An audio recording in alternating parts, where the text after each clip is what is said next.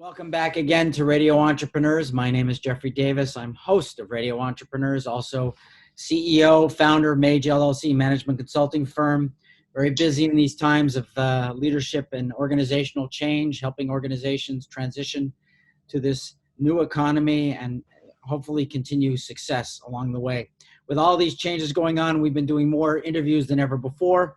And we're now being joined by my co-host for this segment, John Dustin, the one and only from JED Insurance. Welcome, John. We're already on the air, so I'll bring you in a second. I want to interview our guest, and that's TD Thompson, Managing Partner, Schooley Mitchell. Welcome, TD. Thanks for having me. It's great to be with you guys. Great, and great to have John Dustin, who I think you know very well. I do. Good to see you, John. Good to see you, TD. So, TD, tell us about Schooley Mitchell. Okay, so Schooley Mitchell, we're not a household name, obviously, but we're actually the largest independent expense reduction consulting firm in North America, which basically means we help organizations reduce operating expenses. You go in and you fire people like John to clean up the overhead. We try and save money without laying off any employees. So we focus on specific expense categories, and it's a no-risk opportunity for the client. We go in, we use our expertise of having 20,000 clients, having been in business for several decades, having over 100 analysts and consultants on staff. And in these days, with the challenge of the pandemic and all businesses suffering with drops in revenue, if you're going to improve the bottom line, reducing expenses is an easy way to do it, and that's where we help. Jeff, I thought this was a great opportunity for entrepreneurs and for nonprofits that might be listening to look at their balance sheets and expense items on their income statement and maybe figure out a way to protect some of the, the donations or whatever on the nonprofit side, the income on the for-profit side, because he does a lot of work with nonprofits as well. Well, that's interesting, and I'm glad you brought that up, John. TD, can you give us some examples of the types of projects you might do for a profit, nonprofit? Maybe they're the same to make it more practical for any listeners. Absolutely, and I'll start with nonprofits. And as John mentioned, it's a really challenging time for nonprofits. I can speak from experience. I'm on the board of directors of a nonprofit called the Chase Home for Children, which helps at-risk youth throughout the New Hampshire Seacoast. And we're right now, the challenge that nonprofits are facing, obviously, is the services that they provide are in more need than ever before. Yet with fundraisers and events being canceled, it's more and more challenging for nonprofits to raise money. So a lot of the nonprofits we work with are suffering operating deficiencies. And we help bridge that gap. So by reducing expenses, to give you an example, one of our clients in the Metro West area is a large nonprofit with over 500 employees that helps the deaf. And we went in and we're ending up helping them on all 4 expense categories that we focus on. The first is telecom, so all of their landlines, cell phones. And they've switched over to an online learning platform instead of helping the kids on campus. So all of the teachers and staff, they're communicating and their data usage is going through the roof.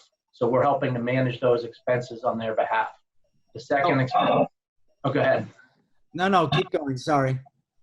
So the second expense category that we're helping an organization like that is with merchant services. So if they're receiving online donations or payments for any of their services, we make sure that they're paying the lowest possible rates for any transaction by credit card.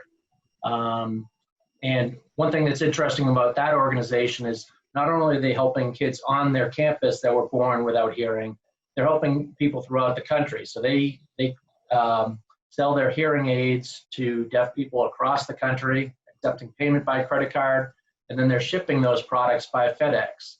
So we're helping reduce their credit card processing fees. We're helping reduce their shipping fees. And lastly, when they do have people back on campus, their waste removal expenses. So With that many people on campus, they have a pretty significant waste removal monthly bill in terms of recycling, waste, anything hazardous. We help reduce those costs. Jeff, you've probably seen with your clients the supply chain, reviewing your supply chain for all kinds of different things that you've been receiving. With the COVID protocols, it's kind of forced people to reinvent what they're doing, and I bet you both have seen a lot of that. Well, yes. I mean, every client I'm talking to is looking at their business model. Some have changed it right away, week one. Some were in the process of thinking about it. But eventually, everybody's sort of getting on that bus and realizes that change is it's a reality now. It's a new economy. It's never going back to the old economy. I'm just wondering, TD, when you were a little boy, did you go home and say to mom, I just cleaned out the garage, made it more efficient? How did you get into this business? It's an interesting question. I started the Boston office of our company 3 years ago. Prior to that, I had spent 20 years in commercial real estate. So I oversaw large asset management departments. Most of the last decade, I was a company in Newton that has over $36 billion in real estate, 5 publicly traded funds, and I was handling all financial reporting and strategic aspects of that portfolio. And I was ready for a change. I went to Babson.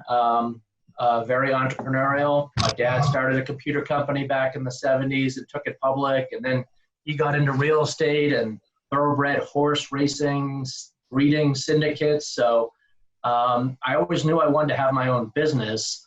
And actually, while wrapping up at Babson, I tried to launch what's now Amazon's regional model. But unfortunately, the timing of that was right after the dot-com bubble burst, and no one wanted to invest in a retail delivery business back in the early 2000s. They thought delivery was not a thing of the future. Well, Jeff I must have been a little bit ahead of my time on that. Was TD a former student of yours? No, not a student of mine. Probably too well behaved for me. How did you two guys meet? Because, John really is a very successful entrepreneur in his own right, and he seems to know everybody in the business community. So how did you know John? So we had an informal networking meeting, and TD has a football background. So we started talking about football, and that was the rest. Yeah.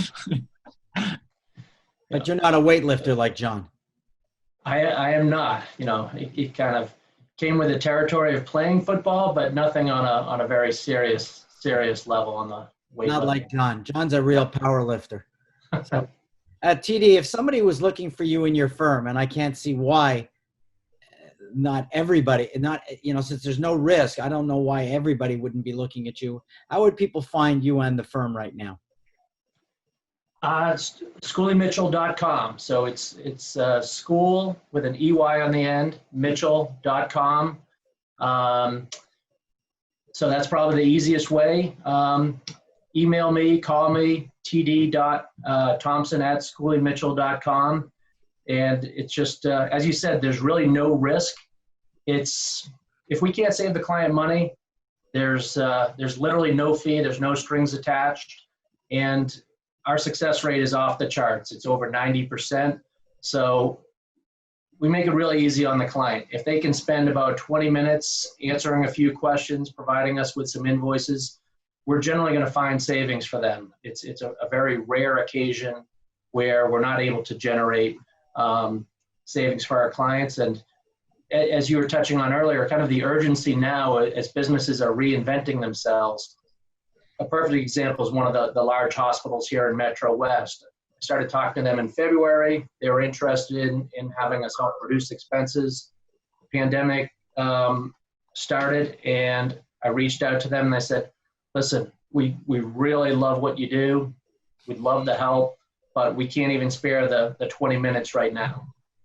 I said, okay, completely understandable whenever the timing is right. Well, it turns out the timing was the next day. They came back to me and said, we can't afford not to have you look at this. So they dedicated 2 point people to provide the invoices, answer some questions. And now the impact that we might have on that hospital is probably over 6 figures. And obviously hospitals being on the front lines and their revenue is taking a huge hit while their employees are taking on the risk that comes with dealing with the coronavirus. It's very, very rewarding to be able to help an organization like that in times like this.